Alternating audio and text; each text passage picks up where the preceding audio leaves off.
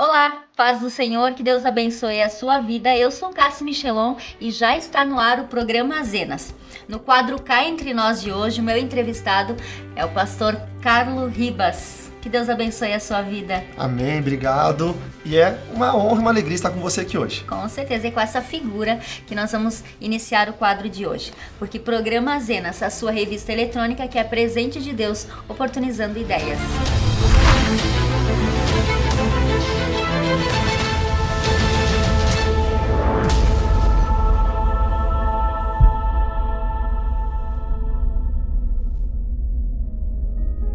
Olha, eu sou pastor, não sou mais pastor em tempo integral, pastor de igreja local.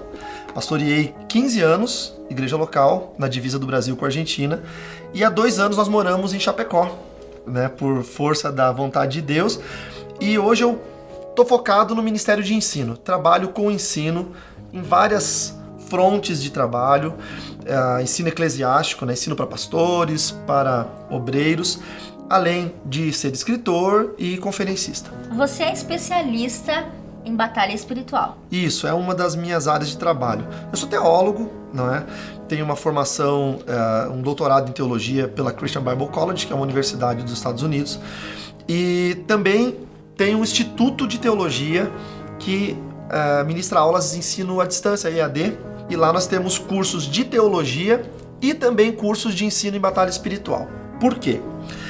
A nossa visão é que a batalha espiritual ela precisa entrar no currículo teológico. Não pode ser apenas um ministério dentro de alguma igreja, um chamado de quem ora para expulsar demônios das pessoas. A batalha espiritual é muito mais abrangente.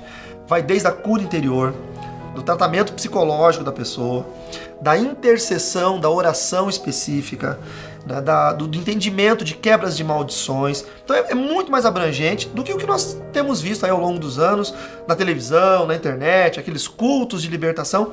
Isso não é batalha espiritual, isso é um culto de libertação. É uma etapa pequena de um processo complexo. E há muita confusão porque nós somos culturalmente gerados pela cultura greco-romana. Mas o evangelho, ele é judaico-cristão. No evangelho, a visão é tricotômica, ou seja, nós somos formados por espírito, alma e corpo. Na cultura greco-romana, nós somos dicotômicos, formados por matéria e psique, que é o corpo em grego soma e a parte sensível, invisível, psique. Por isso que é psicossomática, soma de corpo, psique de parte invisível. Então há muita confusão sobre o que é alma, o que é espírito. E o que é uma alma? A alma é a energia vital. E o espírito? O espírito é o que é ligado a Deus, ou se a pessoa está distante de Deus, é ligado ao maligno. Então, por exemplo, a alma é uma energia, não é? E ela guarda emoções, traumas. Ela veio para o nosso idioma português do latim, anima, no latim. E quando a gente vai falar em português, eu estou muito animado, eu estou com muita alma, estou com muita vida. Vida no hebraico, shai. No latim, anima. Eu estou desanimado, estou sem alma, sem ânima, estou sem vida. A pessoa se acidenta e o médico vem com um desfibrilador e vai reanimar. O que ele joga na pessoa? Uma descarga elétrica. O que é reanimar? Trazer ânima, trazer alma, trazer vida. Isso é alma. Não é a alma que vai para o céu. O que vai para o céu é o espírito. Okay. Aí você vai ler lá em Eclesiastes, no capítulo 12, diz que o corpo se desfaz, vai para o pó, como era, e o espírito volta para Deus que o deu. Então essa é uma definição. A alma se desfaz, porque a alma é uma energia. Só para você ter uma ideia, na alma nós guardamos memória, sentimentos, frustrações, traumas. Imagine se a alma subisse para o céu. Nós íamos subir com traumas, com frustrações, com memória. Aí eu ia lembrar, por exemplo, que o meu pai ou minha mãe foi para o inferno e eu tô salvo no céu. Aí o céu ia ser o inferno, porque eu ia passar a eternidade inteira chorando, sabendo que aquele que eu amo está condenado. Então a alma se desfaz, por isso que Apocalipse capítulo 21 diz que não haverá mais pranto, nem choro, que Deus enxugará dos olhos toda lágrima, porque a alma se desfez, o que sobe é o espírito. Pastor Carlos Ribas, você está falando tudo isso porque você já tem uma certa bagagem, Tanto da parte ruim como da parte boa disso tudo. Você é um ex-bruxo. Um ex-satanista. Satanista. O termo bruxo o que é bruxaria? A bruxaria, ela é a ação eficaz da magia, em qualquer área. Seja no paganismo, seja nas teorias holísticas, seja na magia Wicca, seja no satanismo, na baixa magia. Então, o bruxo é o que opera a magia. Então, esse livro aqui se chama Bruxaria porque ele é focado em explicar para as pessoas sobre isso. né? Conta a história da minha família. Eu fui o primeiro cristão a sair, o primeiro cristão da minha família, né? O primeiro a sair do satanismo, e depois eu evangelizei minha família quase toda, tive a graça de ganhar minha mãe para Jesus, meu pai, enfim, meu irmão. Mas dentro do satanismo, eu conheci muita coisa, aprendi muita coisa. Só que aí eu me converti com 19 anos. E eu tive que tomar uma decisão.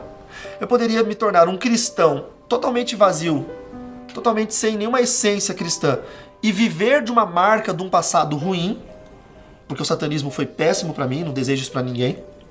Ou eu poderia dar o troco. E o tanto quanto eu estudei no satanismo, eu deveria estudar até mais no cristianismo para me tornar melhor. É um versículo que é onde abundou o pecado, superabundou a graça. Por isso que eu estudei tanto e me especializei nessas áreas da igreja. Então você não gosta de falar sobre o que você era? Eu acho desnecessário. Desnecessário. Você tem um testemunho lindo de restauração. As pessoas olham pra você e dizem: nossa, você é bem sucedida, não dá pra imaginar que foi mendiga, que usou drogas e tal, que morou na rua. Mas então as pessoas vão atentar pro seu testemunho para saber como foi que você saiu da rua para se tornar uma cristã. Se eu falo, olha, eu sou um ex-satanista, as pessoas vão dizer: nossa, como era lá no satanismo? Eles não vão querer saber como eu saí. Muitos vão dizer, por desencargo de consciência, eu quero saber como foi, mas a maioria quer saber o que tem lá no oculto, o que realmente acontece, matam pessoas mesmo, como é que é? Se eu vou nas igrejas falar do meu testemunho, a maior parte das pessoas querem ir lá para ouvir falar do inferno. O que não é o E eu perco meu tempo, eu quero falar de agora. Jesus. Eu passei 19 anos da minha vida falando do inferno. Eu quero falar de Jesus agora. Então eu não quero perder tempo falando do diabo. Para entender sobre tudo isso, né, tem um livro, né? Tem o livro. Bruxaria, Esse o livro é um Desvendar best-seller. dos Segredos Ocultos. Esse livro é um best-seller. Foi lançado em 2003 com uma outra composição. É a mesma história, porque é o meu testemunho de vida. Esse livro aqui já vendeu mais de 100 mil cópias no mundo. Não é só no Brasil. Europa, Estados Unidos, no mundo todo. E é realmente um campeão de vendas. É um best-seller. É um livro que eu tenho que ter no estoque sempre, que é o que mais vende. Mas eu não posso deixar de te perguntar. Pergunte. Como você foi resgatado? Da maneira mais absurda que você possa imaginar. Conhecendo a verdade. Porque dentro do satanismo eles não explicam a história. Vou simplificar de uma forma bem abrangente para todo mundo entender. Ok. O satanismo é uma filosofia. Ok. É como igreja evangélica. Quantas igrejas evangélicas existem? Várias denominações. Milhares. Satanismo é a mesma coisa. Existem milhares de seitas, de polos de estudo. Nós participávamos de uma tradição. Essa tradição é uma tradição que vem lá dos ensinos de Salomão, quando Salomão se desviou em 1 Reis 11. Então ele escreveu vários livros de magia, ele escreveu as chaves de Salomão, aí tem o Lemegecton, Heptameron, vários livros de magia que Salomão escreveu. Esses livros influenciaram grandes pensadores satanistas ao longo dos séculos. Aleister Crowley foi o que criou o compêndio de livros chamado Telema, que são os livros que informam quais são os 4 príncipes do inferno, que é Satanás, Lúcifer, Belial e Leviatã. Esse Aleister Crowley não influenciou só esses grandes artistas, influenciou no Brasil Paulo Coelho, Raul Seixas e tantos outros. Aquela música Sociedade Alternativa é uma história de Aleister Crowley. Influenciou um homem nos Estados Unidos chamado Anton LaVey, que foi conhecido como o homem que escreveu a Bíblia Satânica. O filho de Anton LaVey já é morto, o filho de Anton LaVey se chama Lucifer Xerxes LaVey, e é o líder do satanismo moderno hoje no mundo. Tem até Facebook o cara. Inclusive eles têm templos, né? Templos satânicos. Alguma coisa a gente vê no Facebook é fake.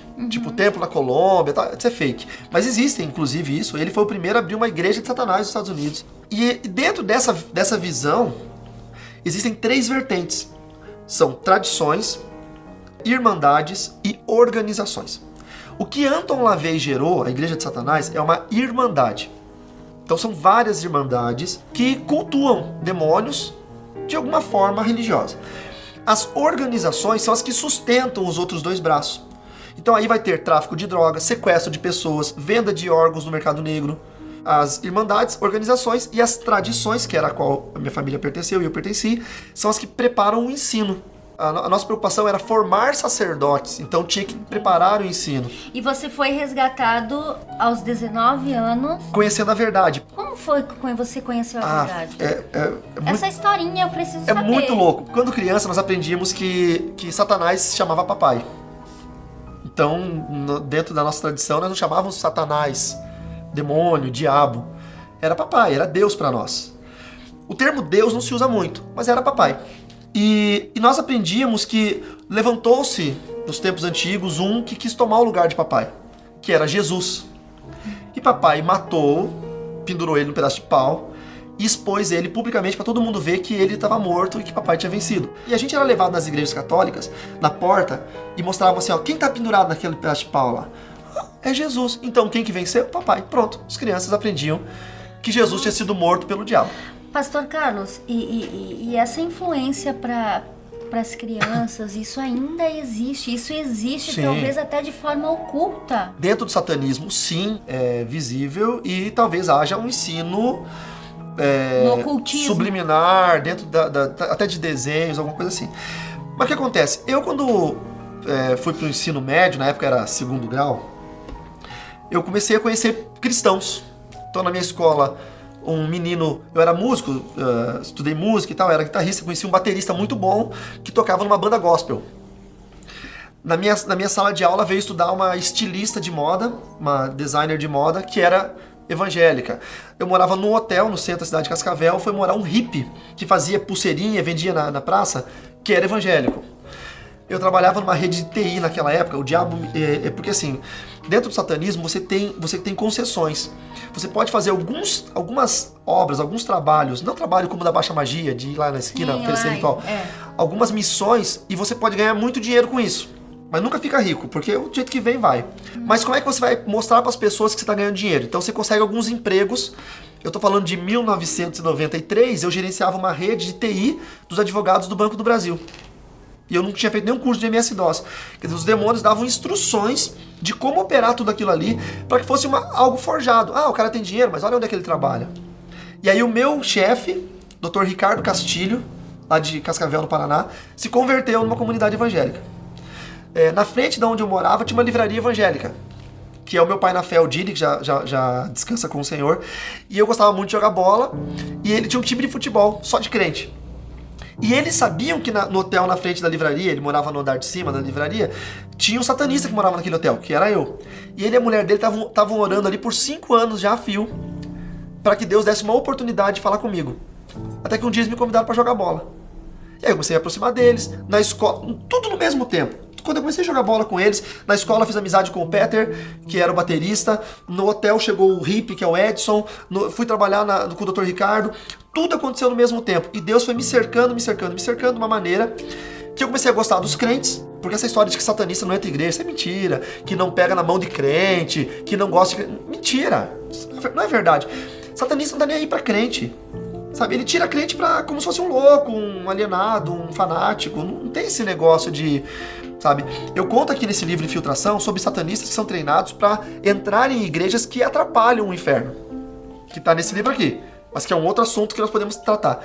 E aí o que acontece? Dentro dessa minha caminhada, eu acabei conhecendo esses crentes.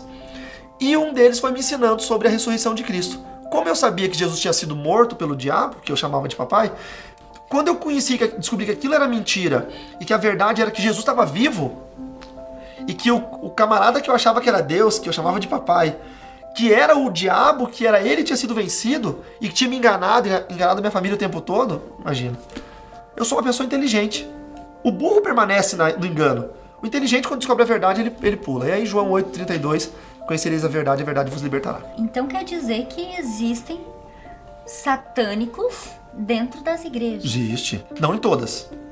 Porque assim, imagine que há um dispêndio muito grande para colocar o satanista dentro de uma igreja. Entendeu? Vão ter igrejas fáceis, mas essas igrejas fáceis não têm necessidade de ter um satanista lá dentro. Igrejas difíceis, que atrapalham o reino das trevas, elas são uma barreira muito grande para o inferno. Para infiltrar um satanista lá dentro, tem que ter muito trabalho. Há um dispêndio muito grande. Tem que ter legalidades, tem que ter pecados, tem que ter uma brecha para esse cara estar lá dentro, não ser descoberto. Essa legalidade você fala nessas conferências que você fala sobre a batalha espiritual. Porque o meu ramo de ensino são em várias frontes, como eu falei no começo. Eu tenho o Instituto Teológico Escola Pastoral, que é o ITEP, que é na internet, tá lá no meu site carloribas.com.br. Eu tenho o CETIB, que é o Centro de Treinamento Internacional para Batalha Espiritual, que é uma escola presencial. Pastores do Brasil, da América Latina, vêm estudar com a gente. Inclusive o CETIB aconteceu aqui em Chapecó. Primeira cidade de Santa Catarina foi Chapecó. Nós temos em São Paulo, Rio, Minas, Paraná e tivemos em Santa Catarina há 2 semanas atrás aqui em Chapecó. Então pessoas vêm de todos os estados para estudar com a gente. E eu tenho conferências que eu ministro nas igrejas. Eu vou em vários estados ministrar ensino para as igrejas. Então, funciona assim, um pastor precisa de um treinamento para a igreja dele. Eu faço um treinamento fechado para os obreiros dele e ministro uma conferência para o povão. Porque o crente tem que saber o que está acontecendo no mundo espiritual. O crente não pode ser alienado a E isso. aquele que não sabe? Essa é uma pergunta é uma que eu presa queria falar fácil. pra ti. A igreja sem instrução, ela é uma igreja? Vulnerável, completamente vulnerável. Se a gente for pegar o texto de Oséias, o meu povo perece por falta de conhecimento. Mas só que a gente só lembra da parte A. O versículo é bem grande. É assim: o meu povo perece por falta de conhecimento. E tu, sacerdote, que rejeita o conhecimento, eu, o Senhor, te rejeito como sacerdote e rejeito aos teus filhos. O versículo inteiro é esse. Nós só falamos a parte A. O meu povo perece por falta de conhecimento. Quando a igreja não tem instrução, ela vai perecer. É uma presa fácil para o diabo. Então, toda igreja que ensina, que programa cursos, seminários, simpósios, congressos, palestras, ela está efetiva e ativamente lutando contra as trevas. As igrejas não estão instruindo na palavra de Deus. Não tem mais escola dominical nas igrejas. Não tem mais culto bíblico. Raras as igrejas. As pessoas não conhecem. Eu fui dar uma palestra para jovens numa igreja em São Paulo. Os jovens fizeram várias perguntas em papelzinho e tal, e tal, e tal. Aí eu fui selecionando alguns papeizinhos para ler as perguntas. As dúvidas deles eram se o jovem podia se masturbar, se podia fazer sexo antes do casamento, se podia fumar maconha, porque se a maconha era uma planta, foi Deus que criou todas as plantas. Essas eram as perguntas dos jovens cristãos. Aí eu perguntei para eles: ok, eu vou responder todas, mas quem me diz quantos livros tem na Bíblia? Quem me diz? E ninguém sabia. Eu sempre brinco isso com os pastores, quando eu dou aula para pastor, eu falo: quem sabe o nome dos 12 apóstolos de cor? Ninguém sabe. Eu pergunto: o que significa o nome Jesus? E eles não sabem. Aí você segue um Deus e você não sabe o que significa o nome desse Deus. Entendeu? É aquela geração fast food mesmo, sabe? Que enche a barriga de qualquer tranqueira e não seleciona o alimento. Porque é uma geração faminta. Parece ser razoavelmente bom. Uma geração faminta de Deus, mas é péssimo. Porque quando eu tava faminto, eu comia qualquer porcaria e achava que aquilo era gostoso. O faminto come comida requentada de 4 dias e não tá nem aí, ele tá faminto. O que a igreja precisa é nutrir as pessoas. O pastor tem que dar pasto, que é nutrição para a ovelha, e não encher a barriga de feno. Então, não só o ensino da batalha espiritual, da oração, casamento. Por que tem tanto divórcio? Porque as pessoas não sabem casar. Eles casam por desejo sexual, eles casam por atração física. Aí casa, descobre que a família do outro é uma treva, descobre que o outro é um vagabundo, que não trabalha, descobre que a outra tem um passado negro, e divorciam. Aí você vai ver as leis sobre divórcio na Bíblia, diz que depois que você casou, você não pode mais divorciar. Mas se você divorciar, você não pode casar de novo. A Bíblia fala isso em Coríntios 7. Se você casar de novo, a pessoa que casar com você se torna adúltera com você. Aí você ferrou a vida do outro. Aí os caras falam: não, mas eu divorciei porque eu não aguentei aquela mulher, tô casado, tô feliz. Mas a Bíblia tem uma regra espiritual. A Bíblia não se encaixa na gente. Somos nós que nos encaixamos na palavra. Se eu me divorciar da minha esposa por incompatibilidade, ok. Só que eu não vou poder casar nunca mais. Então, instrução. Igreja tem que ensinar casamento, dar curso de casados. Antes de casar, né? Curso de noivos, de namorados. Ensinar oração. As pessoas oram errado, porque não aprendem a orar na igreja. Você já viu alguma classe de oração na igreja? Não. E a pessoa entra na igreja, era do mundão. Entra na igreja, como é que ele aprende a orar? Por empirismo. Ele aprende vendo os outros orar, ouvindo os outros orar. Mas eu te pergunto, se o outro ora errado? Se o outro ora errado, você vai orar errado. E aí você vai ser agora o exemplo do próximo que vai vir e que vai te ver e ouvir orando errado, e ele vai orar errado também. E vão ter 500 gerações orando errado. Porque ninguém parou um dia e disse: eu vou dar uma aula de como se ora certo. Você entendeu? Eu já vejo gente orando para Jesus em nome de Jesus. Senhor Jesus, muito obrigado, amém Jesus, em nome de Jesus, amém Jesus. Que oração é essa? Como é que você ora para Jesus em nome de Jesus? Você entendeu? Pastor Carlos Ribas, você é casado hoje, né? Com a Francine. Muito bem casado. Muito bem casado, tem filho. Tem. Né? E vocês lançaram um livro. Isso. Que tem por título Irai-vos e não pequeis. Sim. Ok.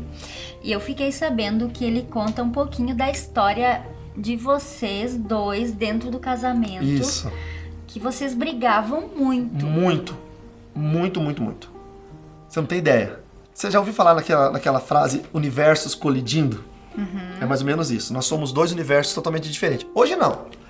Hoje nós somos dois universos parecidos. Mas nós éramos dois universos diferentes. Pensa comigo. Eu morava sozinho, satanista, sem família, tudo destruído. Ela morava com a família, pai e mãe, almoço de domingo. Quando nós casamos, dois universos diferentes colidiram. Então a gente brigava demais. Demais, demais, demais. Ela não tinha cortado o cordão umbilical. Passou 5 anos casada comigo, com o cordão umbilical ligado na mãe. Tinha a necessidade de ir na casa da mãe, chamava a casa da mãe como minha casa ainda, sabe? Ah, eu vou lá em Cascavel na minha casa. Não, mas não é tua casa é aqui, que lá é a casa da tua mãe. Ela não conseguia se desligar. Eu tinha ainda o meu egoísmo, o meu perfeccionismo, que afetava muito a ela. E nós brigávamos muito, muito, muito. Só que, aquilo que eu te falei, se você é uma pessoa razoavelmente inteligente, você começa a não se acomodar com as coisas. Eu comecei a pensar, eu tinha vontade de me separar dela, tinha vontade de sumir, mas eu não conseguia viver 1 minuto longe dela. E isso foi pra mim algo difícil de assimilar. Tem um capítulo aqui que muitas pessoas divorciam não porque acabou o amor, mas porque não se suportam mais. Preferem a dor da distância do que sofrer uma vida na presença um do outro. Então nós descobrimos isso. Eu comecei a pensar, como é que eu amo tanto e odeio tanto ao mesmo tempo? Então eu descobri que não era ódio. Essa frustração precisava ser controlada. E eu fiz várias técnicas para tentar parar de brigar e não consegui. Confesso que eu tentei vários esquemas, eu sou muito metódico, criei métodos, não deu certo. Até que eu me lembrei, eu sou um atleta aposentado de uma arte marcial, sou faixa preta de taekwondo, fui atleta da seleção paranaense, e eu sempre gostei muito de luta. E eu comecei a aplicar a regra da luta, do combate esportivo, no nosso relacionamento. Porque há uma diferença, o Espírito Santo me tocou no coração e me ensinou isso. Há uma diferença entre uma briga e uma luta. Porque a briga, ela é desordenada. A briga é um cara mais forte batendo no mais fraco. Você entendeu? Num ambiente público, sem ringue, sem round, sem juiz, sem regra. E era isso o nosso casamento. Eu era mais forte do que ela. A gente nunca brigou fisicamente, mas eu sou um argumentador, eu sou escritor, eu sou pregador, eu sou professor, sou ensinador. Eu sou um argumentador. 90% das discussões ela tinha razão, mas eu tinha o poder de persuasão. Eu consegui distorcer a discussão e fazer ela sair como culpada. Eu tava matando a minha esposa. Eu tenho um amigo meu, que é meu amigo até hoje, que ele me chamou de imbecil um dia. Ele falou, cara, você é o maior imbecil que eu conheço. Por que você tá me chamando de imbecil? Você tá matando a mulher que você ama. Você acha que é vantagem você ganhar uma discussão? Você sabe que você tá errado, você tá se vangloriando que você inverteu toda a discussão e você saiu por vencedor e ela tá chorando pedindo desculpa. Desculpa do que se ela tem razão? E aquilo começou a me fazer sentido. E aí eu botei na minha cabeça a regra da arte marcial. Então o que acontece? Numa arte marcial, os dois têm que ter a mesma faixa. Não é uma faixa preta com faixa branca. Os dois têm que ter o mesmo peso. Categoria de peso. Os dois têm que lutar num ringue. Os dois têm que ter um tempo de cada round. Tem que ter um árbitro no meio dos dois. Tem golpes ilegais. Então nós começamos a executar isso no casamento. Aí vou dar um exemplo pra você. Juiz. Eu discuti um assunto, ela era contrária ao meu assunto. Nós nunca íamos acabar a discussão. Porque eu tenho uma visão, ela tem outra. O que nós fizemos? Pegamos um amigo nosso e convidamos ele para ser o juiz. Toda vez que a gente brigava e tinha um assunto que não tinha solução, a gente ligava para ele. Fulano, eu tô discutindo com a Francine, eu acho que é isso, ela acha que é aquilo. O que você acha? Não, eu acho que ela tá certa. Eu tinha que aceitar vitória para ela. Pra gente parar de brigar. Começou a funcionar. Aí começamos a pensar nos golpes baixos. Se eu falasse da família dela, era um golpe baixo. Ah, não sei o quê. Ah, e a tua mãe? Meu Deus do céu. Piorava. Um dia a gente, sem brigar, o que é pior pra você, Francine? É pior quando você fala da minha mãe. Então, golpe baixo. Não pode mais falar. Tem uma regra. Então, quando eu ia brigar, por mais que eu tinha vontade de dar um golpe baixo, eu me lembrava que a regra não me permitia. Então, eu não falava da mãe. As brigas começaram a diminuir. A mãe é um exemplo, tantos outros golpes baixos. Sim. E a gente foi moderando como se fosse um combate esportivo. Nós brigávamos, começava às 6 da tarde e ia terminar 2 da manhã. Era horrível isso. A gente começou a discutir um assunto, não, a gente tem 3, 4 minutos para discutir. Passou de 5 minutos, a gente para e discute amanhã. Então começou a melhorar o nosso tempo de discussão e a gente foi diminuindo até que a gente parou de brigar. Então é um guia prático para ensinar as pessoas a brigarem. mas a forma correta. Aqui diz assim: pare de brigar e aprenda a lutar pelo seu casamento. Nesse combate, os dois saem vitoriosos. Exatamente, é incrível. E não era um livro, isso foi a nossa história de vida. Funcionou com a gente, começamos a aplicar nos irmãos da igreja que estavam com problema de relacionamento. Funcionou. Começamos a aplicar em outras famílias que precisavam. Funcionou. Aí eu escrevi um livro. Eu não achei que o livro ia vender muito. Lançamos por uma editora de Brasília. Vendeu 10 mil cópias. Aí eu peguei os direitos e lancei pelo meu próprio selo e já tá, sei lá quantos mil já vendeu. Pastor Carlos Ribas, para nós finalizarmos o quadro de hoje, Sim. Você pode deixar um versículo bíblico para quem está nos assistindo? Algo que possa instruir as pessoas? Posso sim, claro que eu posso. Um que eu gosto muito, que tem a ver com batalha espiritual, mas não a batalha espiritual como eu falei antes, de expulsar demônios. A gente vencer no mundo espiritual. 1 João 4,4. Maior é o que está em nós do que o que está no mundo. Se você crê que Jesus Cristo é o teu Senhor e Salvador, maior é Jesus que está dentro de você do que qualquer outro demônio que está no mundo. Tenha fé e siga com ele.